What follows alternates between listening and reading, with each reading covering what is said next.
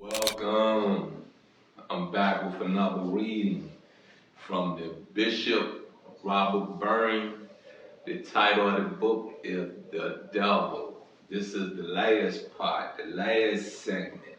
It's a very short read that I broke down into three parts.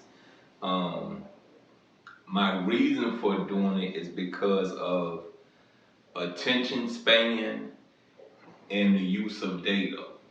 So to understand that most things nowadays is done in a microwave second, I reduce my speak. I reduce the message I'm getting across. It's condensed, you know.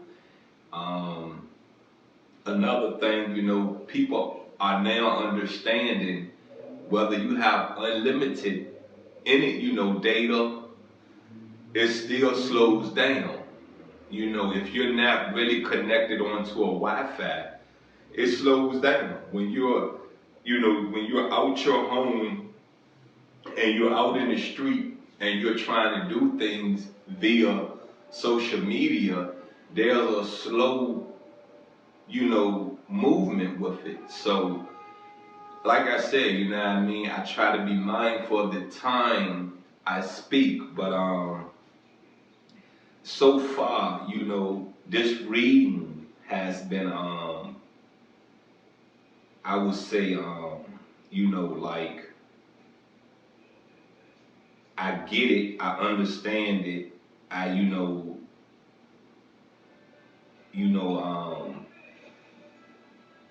get the part about, how he's trying to explain the devil to the world, and I get the picture, I get the cover of the book, To me, what I get out the cover is almost the same as the Bishop Robert Byrne getting it, you know what I mean? But I take it a little deeper as to the devil is coming into that shell you live in. Your soul is allowing the devil to come in and infiltrate this vessel we're in. So understand that Satan is real. Understand evil deeds is real. Understand most things you don't see is real. It's not a folk tale that's been put into the world. It's a real, it's a real reality. It's hidden, it's shadowed, because will America accept it? Will, knowing for a fact that the devil is real, that Satan is real, is there anyone else in this world that can be tricked, that can be bamboozled? So understand that there's a lot of hidden secrets, there's a lot of hidden myths, there's a lot of hidden truths. And the reason they're hidden is for someone's gain. Anywho, let's get into this reading. I believe this is where I left off at. And I believe this is where I left off at. So let's start it right here. And once again, I am the Nasty Pastor. Please like, share, subscribe, comment to my YouTube channel, Only Faith Ministries. You will find part 1 of the devil over there. You will find part 2 of the devil over there. You will find those readings. Anyways, let's get into this. The most frightening name is in the first letter of John. The author from the beginning refers to the devil as the murderer. God is life. Whatever enhances life is the Holy Spirit. That is why John, Paul II, talked about the culture of death. The sign of the dark power is always increase in death. It is a negation of life. Look at the 20th century, which is the bloodiest on record. The number of people killed for ideological purposes in warfare in the 20th century was the worst ever. Can you explain that entirely through psychological political categories? It seems almost comically inadequate to say that Hitler, Stalin, Mao, etc. are simply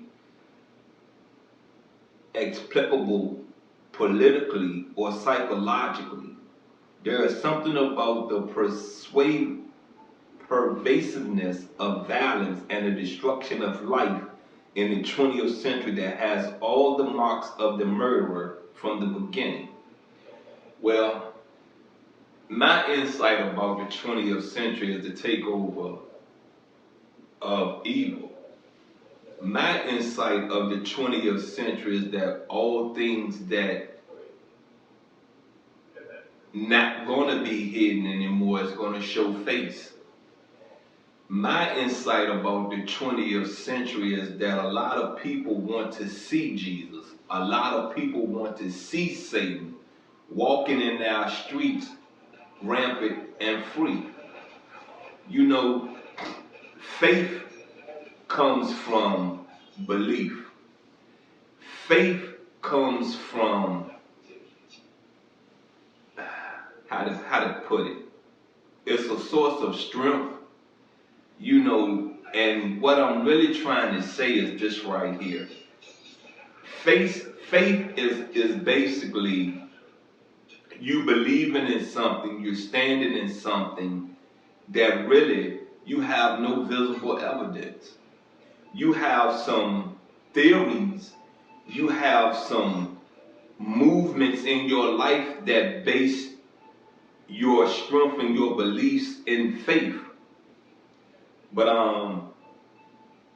back to the 20th century, you know what I mean, the new millennium, you know, it was the wake of the new millennium. It was the wake of freeing Satan to have reign upon this earth. We're at a time in our life where that we have to make these decisions. We have to make these conscious decisions, these conscious choices, these righteous choices, these righteous way in your life. But let's get back to the next paragraph, and it goes, now so far, that is the bad news. The good news, which is central to Christianity, is that Christ has conquered these powers. He has conquered individual sin and collective institutional sin, but the Bible also clearly witnessed to the fact that Jesus has conquered these powers. Now you get that part right, where that our Maker has sent a message to the children of our Maker, where that to let us know that we shall not fear Satan. You shall understand the day that Jesus died on that cross was the day that we was protected. It may not seem that way, right? Peep this, right?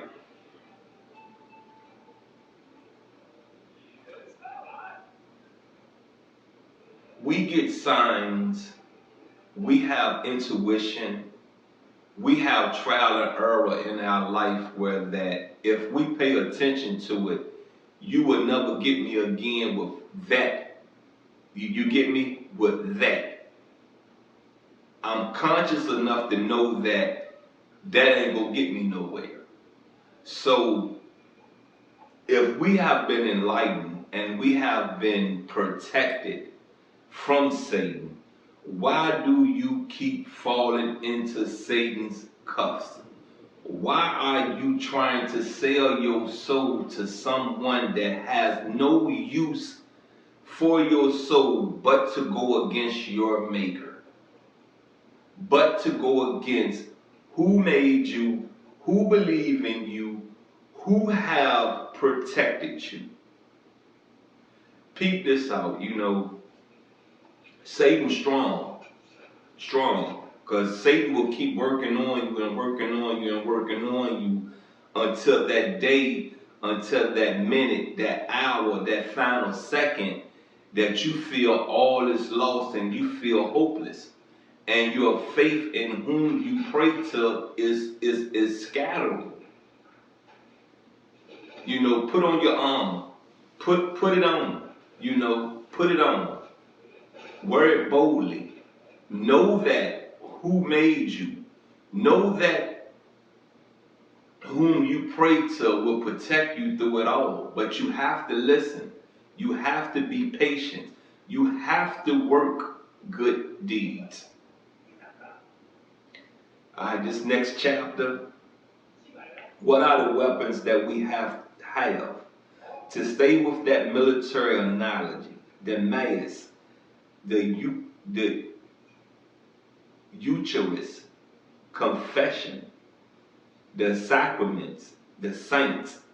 In other words, you might construe the whole stuff of the church as the weapons that we can use in the battle against the dark powers.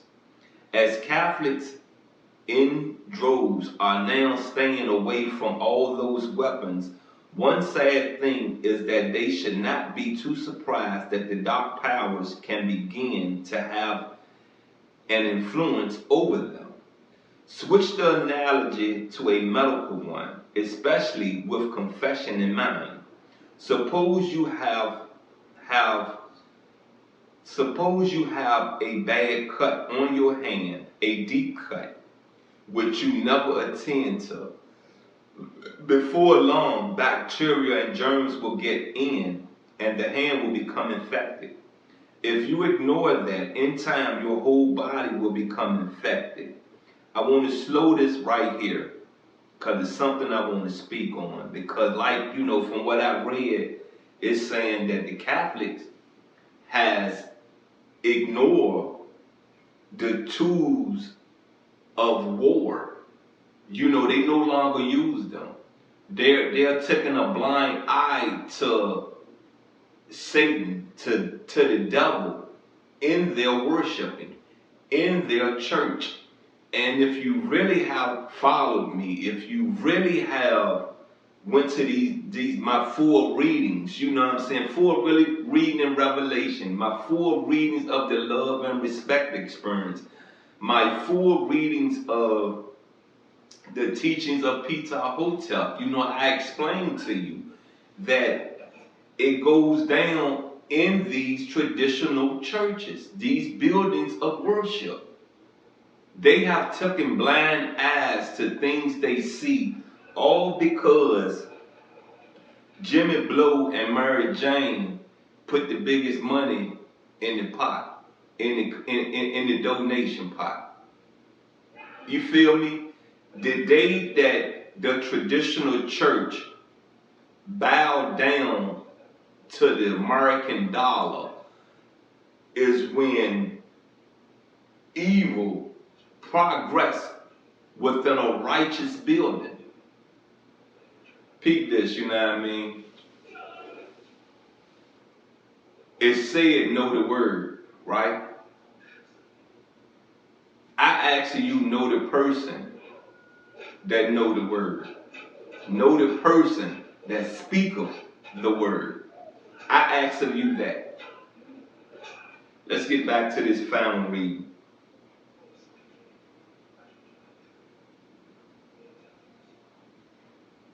Now think of sin.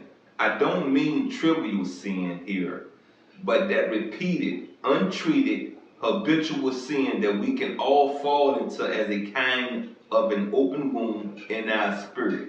Now remember, you know, I spoke and I explained, you shouldn't repeat the same sin. Once you have asked for forgiveness for that, move on. You know, your maker don't want to keep hearing excuses. Your maker don't want to keep hearing, please forgive me for the same sin that you're asking for forgiveness. Build some strength in you. build some build some understanding in you where that you can remember that didn't work. You can remember why that didn't work. You can remember how it looked when it's presented to you again. Because see, it may come in a different shape. It may come in a different language. But the initial part of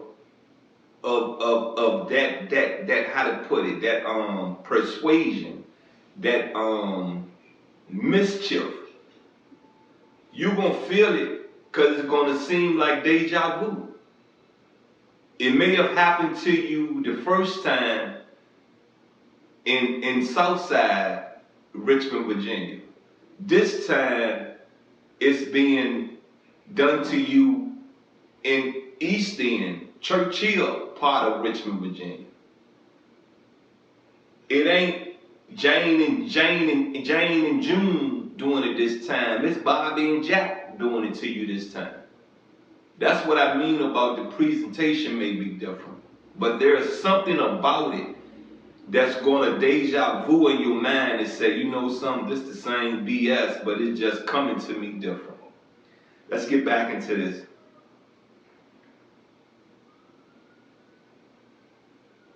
What can happen is that the germs and bacteria in the spiritual order, the dark powers can use that as a way of getting in, a way of influencing you. What does the church give us as the means to treat these wounds? Confession, the reception of absolution, which treats the wound. You get what confession do? Get it out you. Even if you don't want to go in a building of worship and speak to a pastor, confess it to your maker. We say and we know and we understand our maker hear all, see all, and make all. I agree to all of that. You got what I'm saying? To all of it. You know, so for me to say to you, confess it to your maker, you may say to yourself, but you just said the maker see all, hear all, and build all, right? That confession to your maker gives your maker an understanding that, you know something, I ain't gonna have to worry about that person no more. They just confess this to me. They just confess their wrongs. Or they confess their rights. However it go, it lets your maker know what you're standing in. It lets your maker know, you know something, I ain't going for that.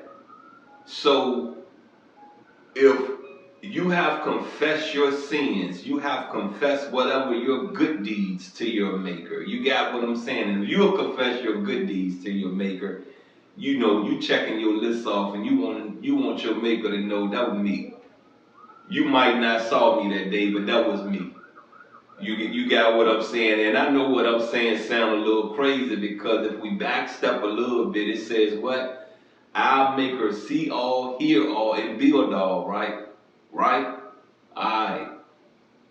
It's some things that we want assurance on, right? Isn't there some things your parents put in place and said that'll be right there when school, when you come home from school, but when you get home from school, you don't go look for it, you go look for mama, or you go call mama to see if it's there? Okay, it's the same thing with our maker.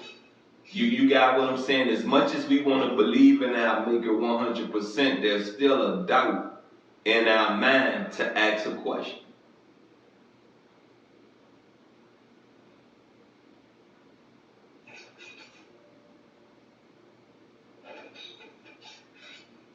We have the weapons and the medical means to deal with these powers. They have been defeated by Christ, which is Jesus.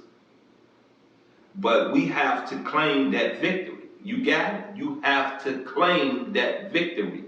See, to tell the devil, back off me. To tell the devil, you cannot tempt me no longer. to tell the devil, I ain't about to pray oppression no more. To tell the devil, get out my face. To tell the devil, get out my ear. To tell the devil, get out from under my roof. You're standing in your victory. We have to claim that healing. You got it? We have to claim that healing. And I think that is right, near the heart of the Christian thing to this day. As Jesus sent them out 2,000 years ago to do battle, he still sends a church out for the same purpose in our time. You get it? Jesus is still working in our time. Our time. Right now, it's 1:44 a.m. No, let me take that back. Right now, it's 9:38 p.m. on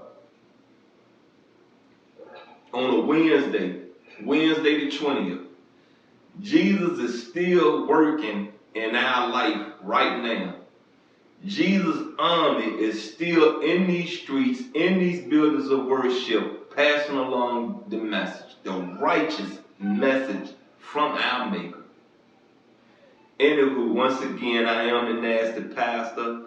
That was the last part of the book written by the author, Bishop Robert Byrne, called The Devil.